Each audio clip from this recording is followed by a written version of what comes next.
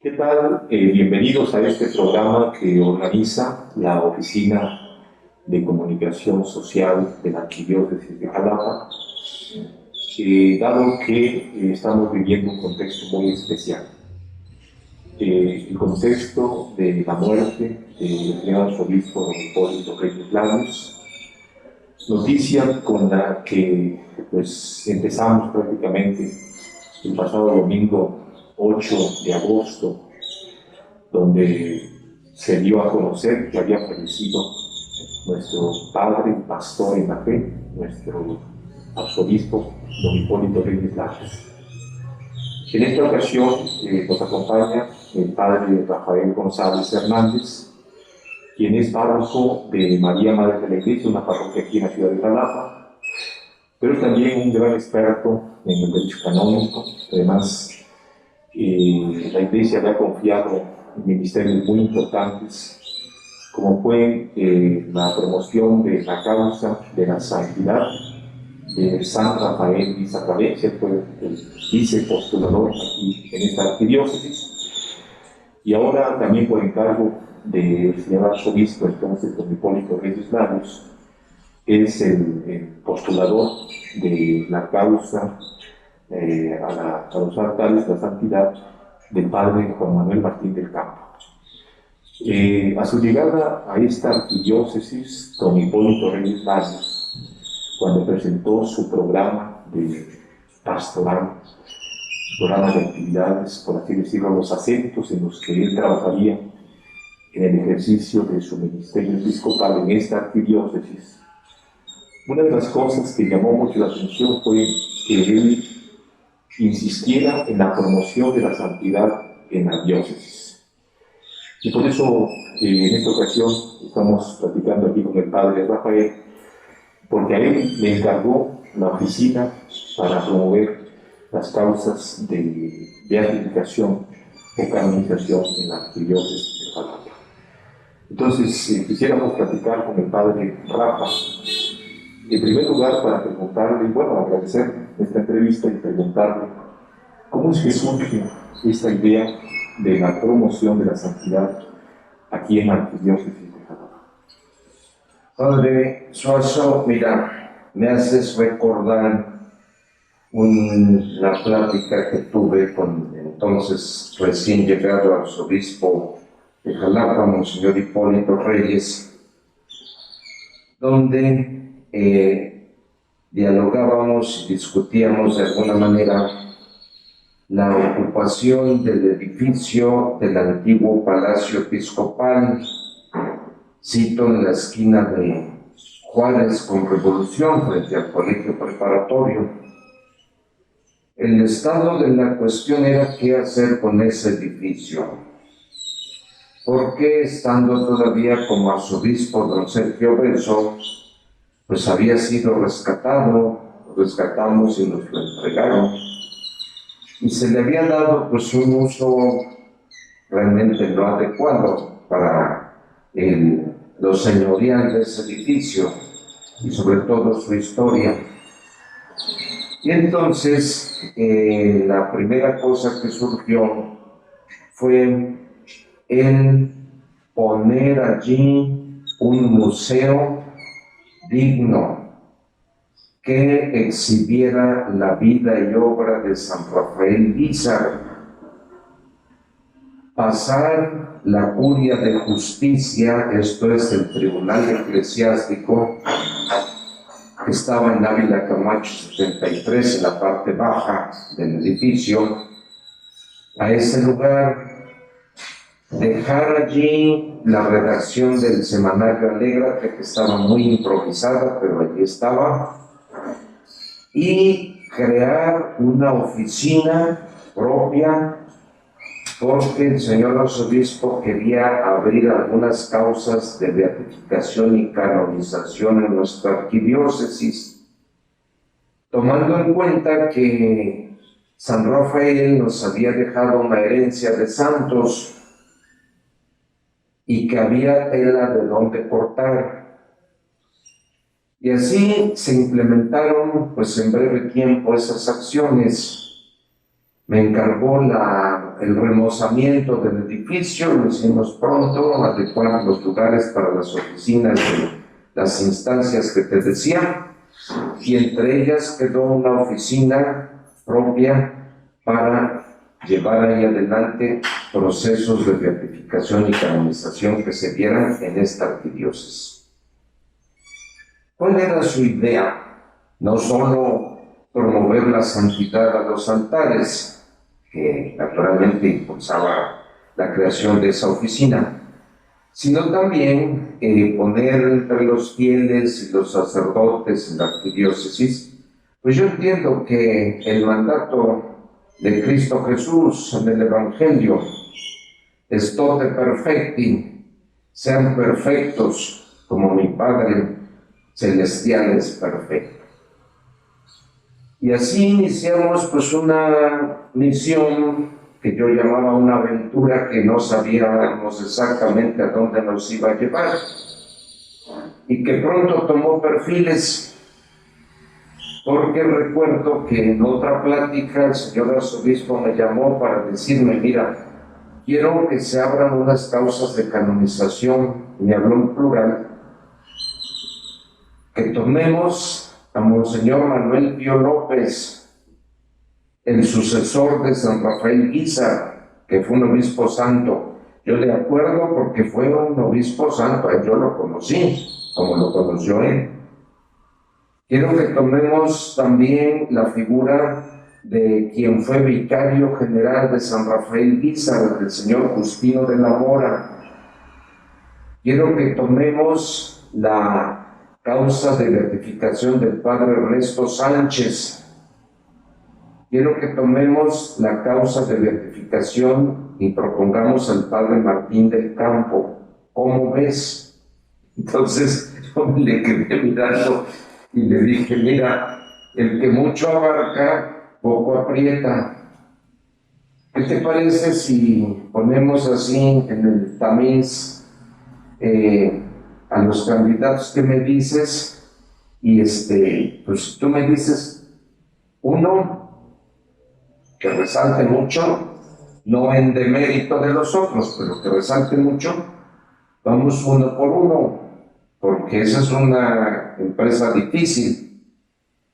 Y me dijo: bueno, pues mira, yo admiré siempre, porque lo conocí mucho, al padre Martín del Campo, y mi tío, el padre Lino, que todavía vivía, pues él me ha encomendado mucho, ahora que empecé como arzobispo, que a ver si lanzáramos un proceso, lo iniciáramos en torno a su vida y obra hacia los altares. Yo le dije: bueno, pues tratándose del padre Martínez, un exponente grande de la santidad sacerdotal, ¿qué te parece si empezamos con él? Y después vamos con otros, si Dios nos presta vida o a quien les preste vida. Pero yo no quisiera tomar un bloque, porque si estuviera yo dedicado a eso, sí, como lo hacen los religiosos que están dedicados a llevar a sus santos a los altares y todavía se convierten en postuladores de otras causas, porque su trabajo es ese, pero tienen todo resuelto.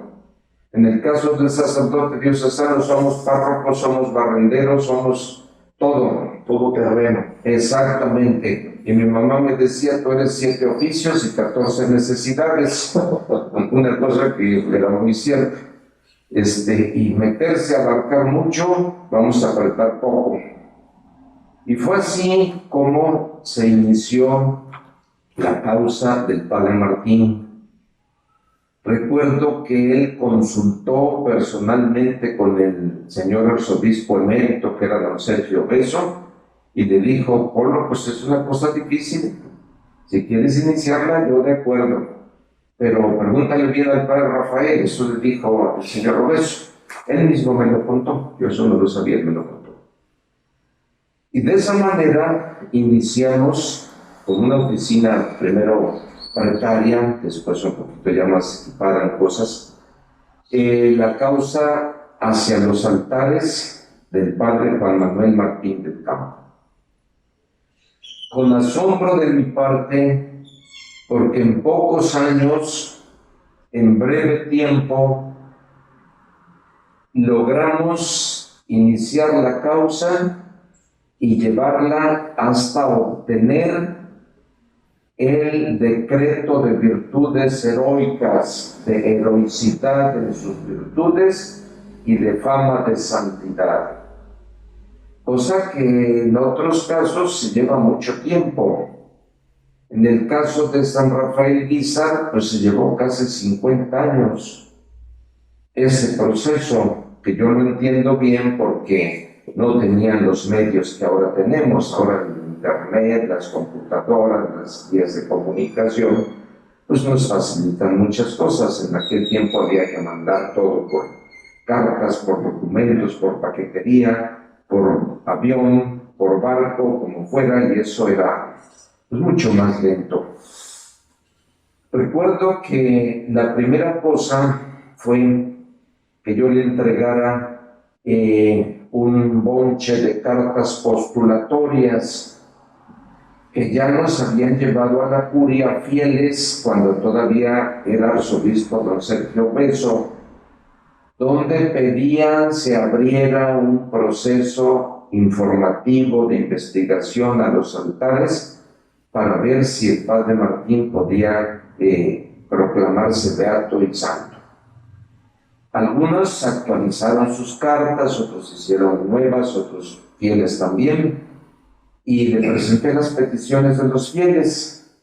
Vimos que eran suficientes en modo y forma, y entonces venía inmediatamente una consulta a la Santa Sede, porque así lo marca las normas para los procesos a los altares, la Constitución Apostólica Divinus Perfectionis Magister y las normas complementarias a esa Constitución, que un obispo diocesano puede abrir él en su diócesis procesos informativos a los altares, tiene toda la potestad, pero que no lo haga si no consulta primero a la Santa Sede.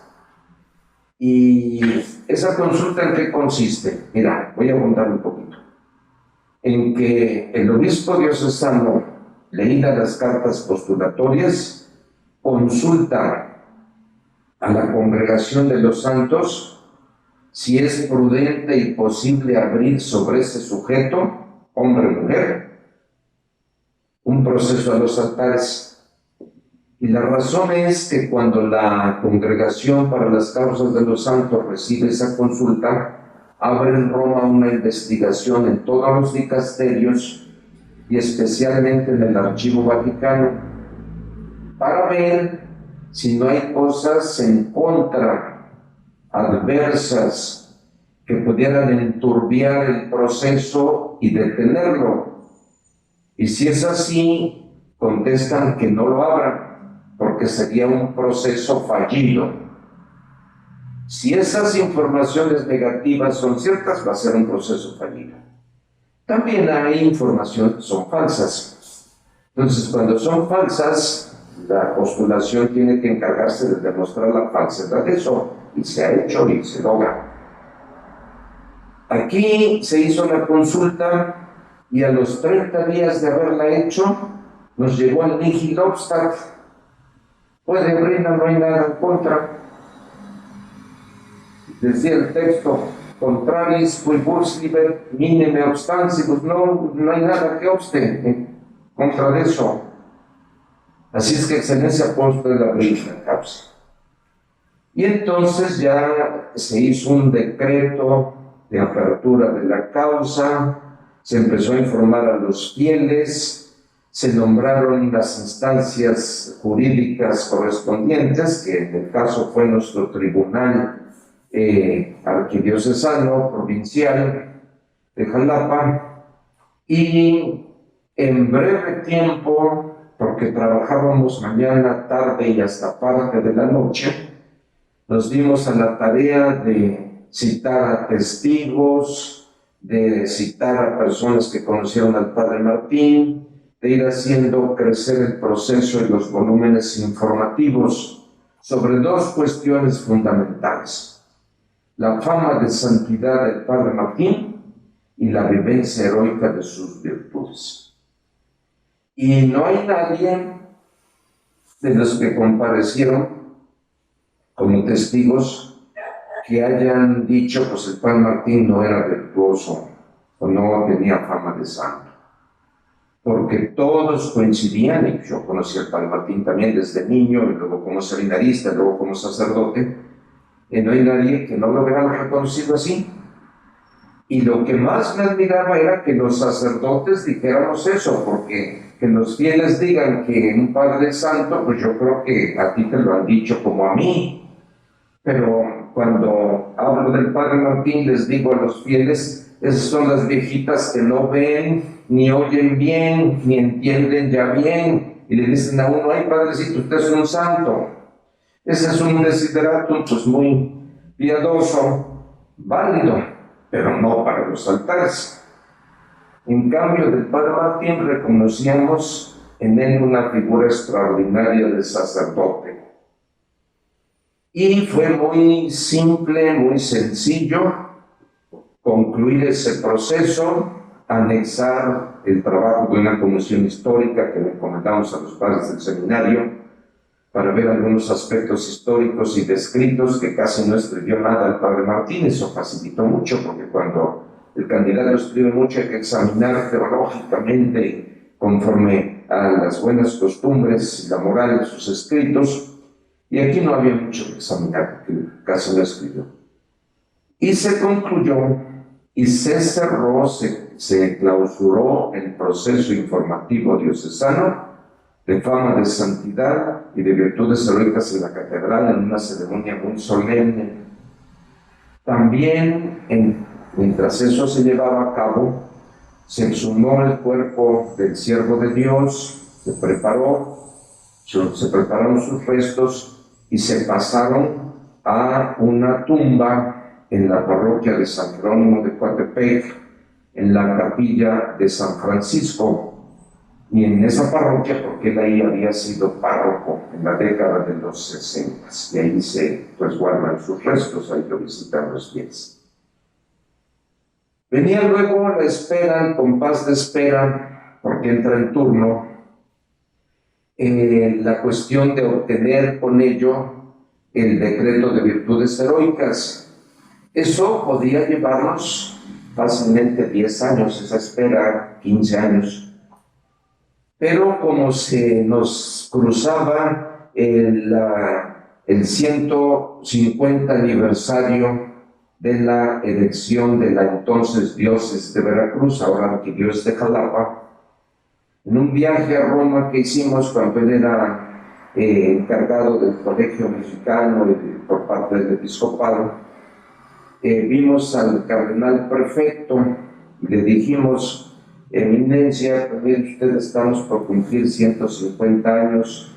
El tracto que lleva esto es muy largo porque hay muchas causas adelante, llevan orden. Le pedimos que si la puede usted adelantar y tratar antes, para ver si hay elementos para declararlo venerable o no, y que si sí los hay, pues sea como un signo evidente de la santidad de la arquidiócesis en la persona del padre Martín. Entonces adelantó la consulta de cardenales, de teólogos, de peritos, y fue unánime la votación. El siervo de Dios, Juan Manuel Martín del Campo, vivió, murió y después de su muerte sigue teniendo fama de santo. Vivió con fama de santo, murió con fama de santo y post-mortem igual. Y vivió las virtudes de manera heroica, las teologales, las cardinales y las que de ellas se desprenden y que adornaron su alma sacerdotal. Pues fue una gran alegría, porque en ese tiempo de las fiestas del 150 aniversario de la arquidiócesis de la diócesis de Veracruz, pues recibimos eso, tú lo recuerdas bien. De allí entramos a la fase siguiente, que es la antesala a la beatificación, que es la de buscar y encontrar un milagro realizado por Dios por intercesión del venerable siervo de Dios. Esa fase que se llama el proceso supermiro o supermiráculo sobre un milagro es muy sencilla, puede ser muy sencilla si el milagro se encuentra pronto. No es complicada, pero puede también tornarse en tiempo tardado, como nos está sucediendo un poquito, sin que nos alarmemos por ello. San Rafael Guízar tardó más.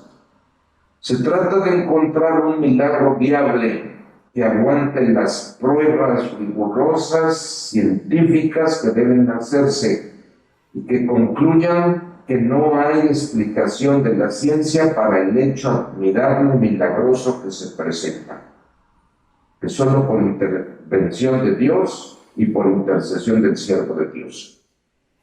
Yo recuerdo que le decían, pues vamos a curarnos, tenemos que orar, porque veo que pues, tu episcopado se va a acabar y sería bueno que te tocara a ti la beatificación. Y me decían, pues fíjate que sí sería bueno, pero los tiempos de Dios son los tiempos de Dios y no son los nuestros, era su respuesta. Si no me toca a mí, a otro le tocará. Entonces le dije, mira, lo mismo le pasó al señor López. Inició la causa de San Rafael Guízar, la continuó Monseñor Abascal y ninguno de los dos pudieron llegar a la beatificación, la concluyó Monseñor Obeso. Bueno, esa oficina es así la forma concreta de tratar los asuntos relacionados a personas que vayan a los altares. Pero el señor arzobispo entiendo que siempre tenía presente eso que decía hace un momento, la máxima evangélica, estote perfecti, sean perfectos como el Padre Celestial es perfecto. Entendiendo la perfección no como ausencia de error o perfeccionismo humano, sino como lucha evangélica por vivir todo lo que Cristo Jesús nos enseñó mientras estuvo en Judea y Galilea y que está expresado en los santos evangelios. Yo creo que esto al señor arzobispo le venía por una herencia pues muy explicable. Su tío, el padre Lino Larios, también tenía fama de santo, también. Su tío lo llevó al seminario, él me llevó también a mí. Y él me contaba al señor arzobispo una vez que su tío pues, lo invitó al seminario, él era un poquillo más grandecillo, y que el papá estaba muy a disgusto, y que aceptó, el papá aceptó que fuera, pero no de muy buena manera, aceptó porque no le quedaba de otra, pero que le decía a su mamá, déjalo que se vaya, que ya va a regresar pronto. Ahorita lo tiene embobado el tío, después que se le pase eso, verás que regresa. O sea que no hizo porque se ordenó sacerdote y luego fue eso. Y eso él se le quedó muy grabado por parte de su tío, porque su tío era un hombre de Dios, eso nos consta. Yo también tuve muchas experiencias muy buenas con el padre Lino, y te puedo decir que si de alguna manera fui al seminario fue por el padre Lino, por su ejemplo sacerdotal, y creo que eso le sirvió a él también mucho. Y de esa manera llegamos al estado actual. Él quiso, entre sus cosas iniciales, promover la santidad en la arquidiócesis, a los altares, pero también en la vida de los sacerdotes y de los fieles. Y yo creo que ahí, pues ya cada quien da cuentas en la presencia de Dios, y finalmente cuando vamos o vayamos a su presencia, quienes ya han ido, pues lo que nos salva es la misericordia, no tanto las acciones, que son buenas, que cuentan las buenas obras, pero finalmente la misericordia de Dios es la que nos salva. Fíjate que a mí me impresiona muchísimo y siempre hasta me enfatizo cada año que me toca decirle a las misas. la oración colecta, si mal no recuerdo, del segundo domingo de Adviento. No, perdón, la colecta no, la superoblata, la oración sobre las ofrendas del segundo domingo de Adviento, que ofrece el sacerdote los dones en el altar, pero concluye con esta frase: y que tu misericordia, Señor, supla la extrema pobreza de nuestros medios. Pues eso ahora en la persona del arzobispo, eso en la persona de todos nuestros difuntos, y eso que sea lo que nos ayude para nuestra salvación, para nuestra santidad perpetua. Porque aquí luchamos, vamos en una ruta, en un camino, y alcanzaremos la perfección cuando seamos llamados de este mundo al Padre. Eso te contesto así al que me preguntes. Excelente. Monseñor Hipólito tenía una gran experiencia de la espiritualidad. En primer lugar porque se preparó en Roma, en la Universidad Pontificia, hizo una licenciatura en espiritualidad.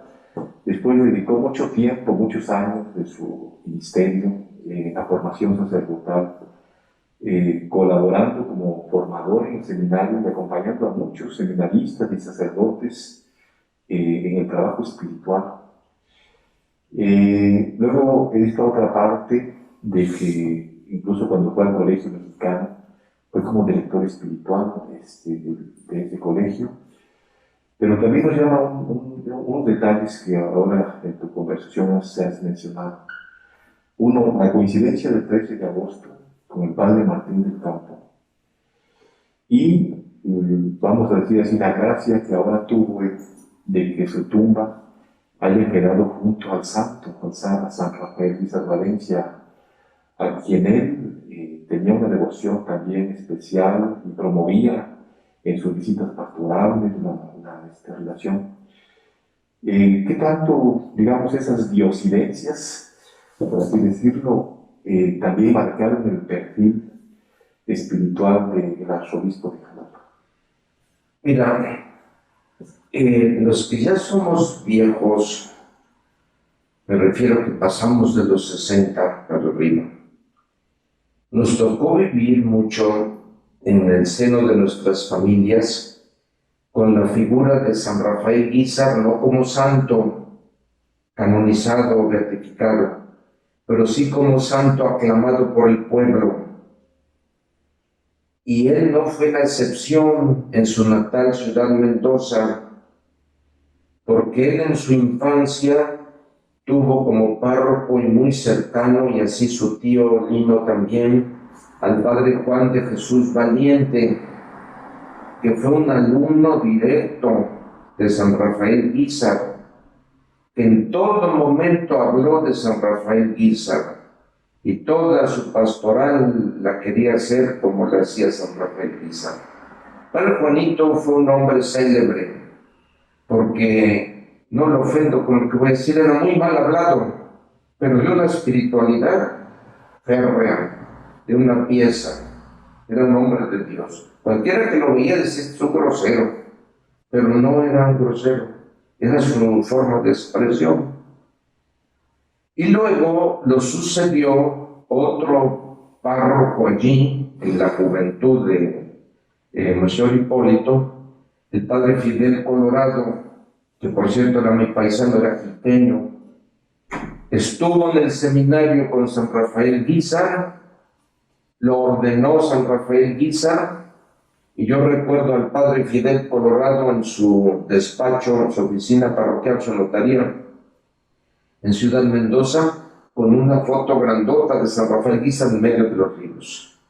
Ese cuadro que nosotros llamamos de sotana morada, donde está de morado con el solideo nada más. Y él tenía el padre Fidel. Pero para esos padres el señor Guízar era santo, independientemente de la declaración o no declaración oficial de la Iglesia. Por ejemplo, el padre Martín, el padre Ernesto, el padre Fidel Colorado, el padre Juan José Cordera, todos los que fueron alumnos de San Rafael Guízar, yo les escuché cosas como estas. que cuando ellos eran niños, alumnos del seminario con San Rafael en México, escondido el seminario allá, e iba el peluquero a cortarle el cabello a San Rafael, los seminaristas latinos chiquillos, después de que se iba el peluquero, iban a recoger los pedazos de cabello y los guardaban. El padre Ernesto varias veces me enseñó en un sobre así que tenía y adentro una especie como de servilleta de papel, ahí guardaba los cabellos, un tanto castaños mirando a ser más claros, de San Rafael Guízar. El padre Martín igual. Si guardamos esto como reliquia porque ese obispo era santo. Entonces eso influyó a esa devoción, a esa espiritualidad. La predicación de esos pastores, cuando nosotros éramos niños y íbamos a las misas, pues los pegaban. Él se sabía muy bien la oración de San Rafael a Santa Teresita del Niño Jesús, como yo me la sé, porque ya había muerto San Rafael, nosotros no lo conocimos, pero se seguía repitiendo, ya hasta después del concilio se quitó. Después de la comunión todos nos hincábamos y decía el padre, hínquense primero los niños al frente y todos vamos a repetir, Santa Teresita del Niño Jesús, pide a Dios nuestro Señor que los sacerdotes que se forman en nuestro seminario sean santos, sabios y verdaderos apóstoles. Oye, si eso se queda, a mí no se me olvidará eso jamás. Pero eso yo no lo aprendí en el seminario, porque en el seminario nunca me lo enseñaron.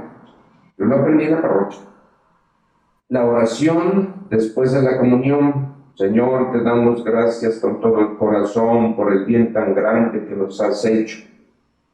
Al venir a visitarnos, cuánto nos amas, el amor tan grande que nos tienes, te ha hecho venir a nosotros pobres pecadores. La oración del santo.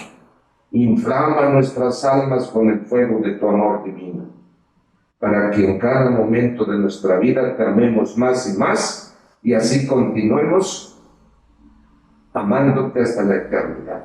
Fíjate, yo me la sé, pero no la aprendí en el seminario, eso nunca me lo enseñaron, pero yo me la sé, porque lo oí, y él me platicaba exactamente lo mismo. A veces cuando podemos a platicar,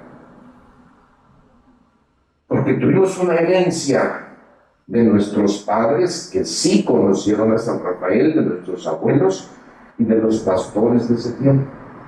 Entonces por ahí se fue metiendo, y de ahí le vino esa devoción a San Rafael y una amistad y una admiración por el padre Martín. Un día yo y Hipólito platicando, me dijo una cosa, me dijo, mira, te voy a decir algo. Estamos platicando de cosas de estas. Y me dijo, a mí, el padre Martín me profetizó que yo iba a ser obispo. Le dije, no. ¿Dónde fue? ¿Cómo fue? Dice, mira, yo un día fui a la catedral una tarde, todavía vivía el padre Martín, pasaron todavía, después de su muerte, unos años para que lo nombraran obispo, ¿no? Inmediatamente. Sí, yo iba bajando por la nave izquierda viendo hacia afuera, y el padre Martín estaba en el confesionario, pero por alguna causa se levantó, creo que iba a celebrar la misa, no sé qué, y nos encontramos, y lo saludé y me saludó, pero así fue un saludo rápido, pero nomás se me quedó viendo y me dijo, con que el padre Polo va a ser obispo, felicidades, y se fue. Sí, también me dijo eso, en ese tiempo todavía ni lo habían candidateado para obispo, todavía tardó. Sí, por eso me lo dijo el padre Martín. Una premonición. Entonces, esas coincidencias. Luego, cumpleaños el 13 de agosto. El padre Martín muere el 13 de agosto por lo de las coincidencias que me decías. Y esa devoción a San Rafael, ese interés por padre Martín, pues el padre Martín fue un alumno directo de San Rafael Guízar, el muchacho de la Madre Paz, le decía, y siempre ellos hablaban del señor Guízar, pero con vehemencia. Yo oía a mi párroco, el padre Roberto Aburto, otro alumno de San Rafael Guízar, hablando con elocuencia, porque además era un buen orador, del señor Guízar.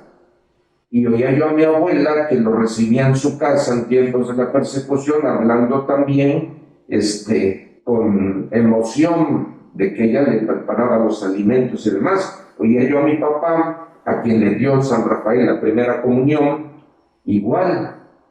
Además te digo una cosa, yo soy de Jico y veníamos a Jalapa a hacer mercado, a comprar cosas del mercado, ¿eh? Al médico, al dentista, a comprar zapatos, a comprar ropa, a comprar útiles escolares. Jico es un satélite de Jalapa. Pero no podíamos venir a Jalapa si no pasábamos a la catedral, a la tumba del señor Guízar, ya fuera de entrada o de salida, ¿eh? Pero no hubo una vez que viniéramos que no pasáramos a hacer una oración a la tumba del señor Guízar. Ya en ese tiempo pues yo estaba todavía en el seminario, que me iba a imaginar yo después que iba a ser encargado de llevar su proceso. Eso ya fue gracia de Dios aparte.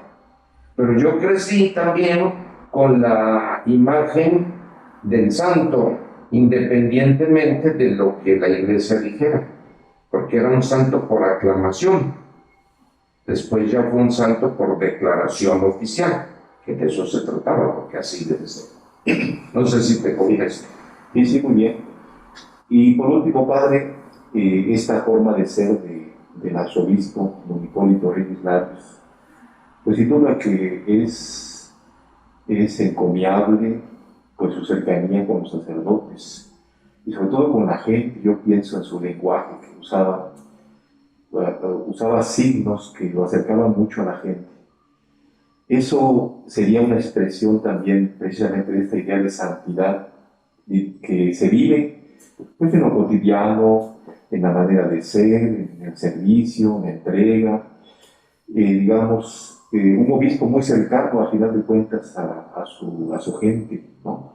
Como dijera el Papa Francisco, un pastor con olor a oveja. Sí, efectivamente. Ponle un nombre sencillo, ¿sí? Cercano a la gente. Claro, en esto también fue un personaje muy discutido, porque había quien decía que era populachero, que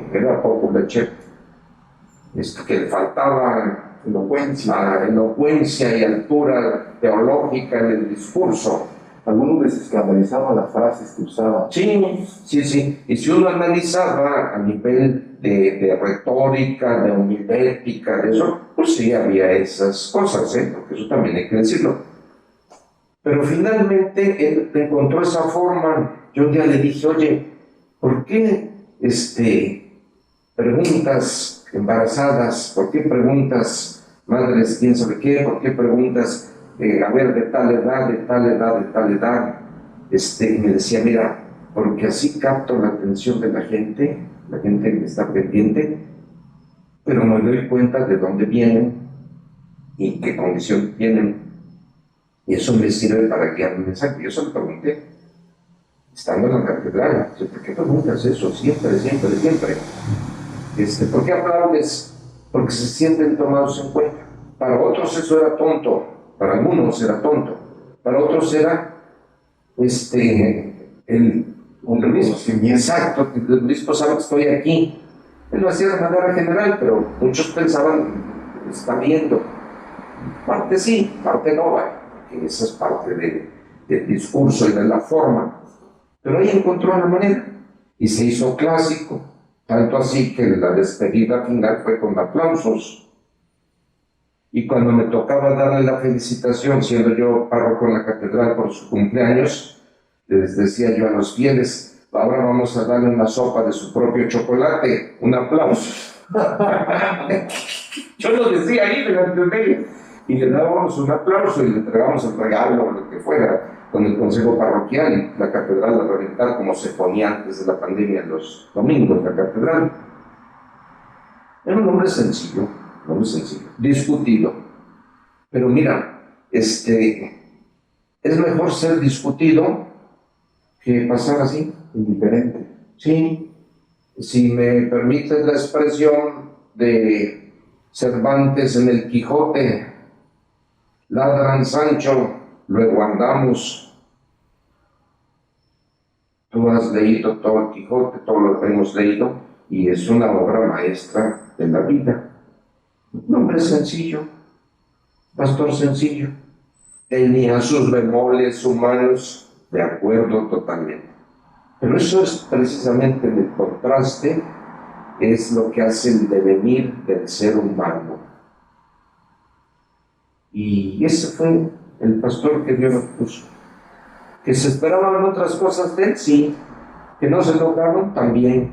Pero se lograron otras que no se esperaban. Del Papa Juan XXIII dijeron, no va a hacer nada. Ya está viejito, se va a morir. Es un párroco de pueblo, decían de... Sí. Del Papa. Sí.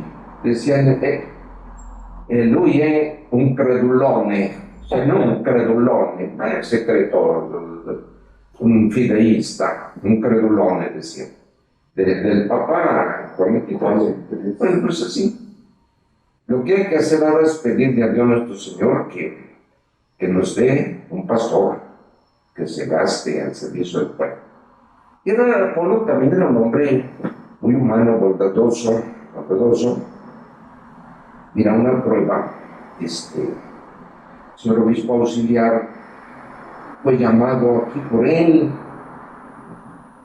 Lo mencionó el señor obispo. Sí, como fue llamado aquí por él, yo soy testigo, para integrarlo a un servicio eclesial cualificado, porque él estaba en una situación ahí en Papantla, en espera de que fuera a algún sitio, y él fue el que lo pidió, se le pidió al nuncio, al francés, como era Pierre Christophe primero, Christophe Pierre, y ya luego se fue el nuncio Christophe Pierre, pero ya se había quedado la cosa cursando, y ya con el otro nuncio, llegó un planito. Ya había pasado el tiempo, ya a mí se me había olvidado, pero estaba la posibilidad y la solicitud hecha. Llegó, pues para recibir a un hermano, cosas como esas, que también a veces era, y tuvo que serlo muy rígido con circunstancias de sacerdotes que faltaron gravemente sus obligaciones también, que eso no caía bien, por supuesto, pero eso no le cae bien a nadie. Pero la justicia debe administrarse con caridad, con caridad se administra la justicia. Y a veces se va más la justicia que la caridad, a veces más la caridad que la justicia, pero son dos cosas que deben convertirse y conjugarse muy bien. Excelente. Por último, Padre Rafa, pues estamos en este momento de oración, como lo has dicho, obviamente pidiéndole al Espíritu Santo que suscite a un pastor para nuestra arquidiócesis, pero también en un tiempo además de sentimientos encontrados por la pérdida del pastor y del padre, ¿de qué damos gracias a Dios, en este caso, de la figura de don Hipólito Reyes Larios? Bueno, de que el Señor no nos ha dejado sin pastores, con formas de ser distintas, con cualidades humanas distintas, pero todos con una misma meta: apacentar al pueblo santo de Dios. Unos con formas excelentes, otros con tropiezos, pero todos llevan el cayado, el bastón, el báculo, abriendo el camino y señalando el camino. Las formas pueden ser muy discutibles, pero finalmente la meta es la misma, y yo creo que debemos darle gracias a Dios. Tuvo luces y sombras, pero todas las tenemos. Tuvo luces y sombras. ¿Recuerdas todas aquellas declaraciones que hizo que causaron escándalo y protestas? Bueno, pues sí, porque ahora estamos también ya en un mundo que protesta así. Todavía hace 2, 3 décadas el asunto era más calmado, pero ahora se ha venido una playa de libertad de expresión, por lo que nos acaba de pasar en la catedral y en el centro histórico de Jalapa, que todas esas cosas que se ven, que son desagradables, pero son formas de expresión, hay que entenderlas también. Y a unos les escandaliza mucho, les asombra eso, a otros les interesa y otros lo analizan de otra forma y lo entienden. De eso debemos darle gracias a Dios, que en la diversidad tenemos la unidad de la fe y que en medio de las distintas formas y modos, la conducción de un obispo, de otro, ha sido en esta diócesis, primero de Veracruz, luego arquidiócesis de Jalapa, en la ruta que nos lleva a la salvación eterna. Y ahí tuvo parte activa Hipólito Reyes Lagos. Que de Dios goce y que estas cosas que ahora comentamos de él, pues sirvan de responso para su salvación. Eso decía el señor Abascal cuando hablaba de un difunto. Decía, hijo, que mis palabras le sirvan de responso, ¿no? Y que Dios sea misericordioso con él. Pues agradecemos su atención en este programa que la Oficina de Comunicación Social ha querido llevar para ustedes. Agradecemos al Padre Rafael González, por supuesto, es siempre de mucho agrado. Muy interesante escucharlo por toda la experiencia, la visión de iglesia que tiene. Él es uno de los personajes aquí en esta arquidiócesis que es la memoria viviente. Lo decía también el arzobispo de Jalapa ahora ya con Dios, y que el Padre Rafael pues, es una persona que ha aportado mucho a esta arquidiócesis.